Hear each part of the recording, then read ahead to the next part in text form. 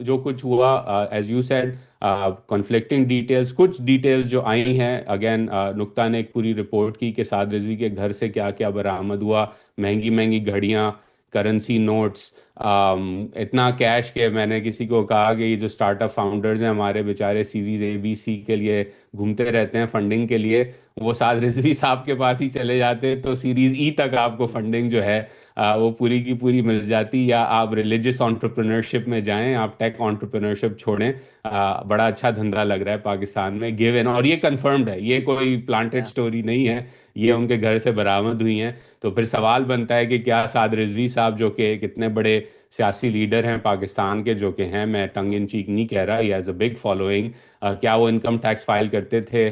کیا paper work جمع کرایا؟ یہ کیش کہاں سے آیا؟ گھڑیاں کہاں سے آئیں؟ لوگ کہیں گے جی تحفہ دیا، تو تحفہ بھی آپ ڈکلیئر کرتے ہیں کہ آپ کو جب ملتا ہے، آپ اتنے بڑے لیڈر ہیں. تو اگر آپ بغیر ڈکلیئر کیے ہوئے یہ ساری ہوں. چیزیں اور عیاشیاں اور اتنی لگژری میں ڈوب رہے ہیں اپنے گھر کے اندر، تو سوال یہ بھی بنتا ہے کہ آپ نے کیا اسلام کو ویپنائز کر کے اپنی دکان ہی چمکائی ہے یا کچھ اور کیا ہے؟ یہ بھی سوال پوچھنا چاہیے لوگوں کو. In the name of the Prophet, Saad Razi made a lot of profit.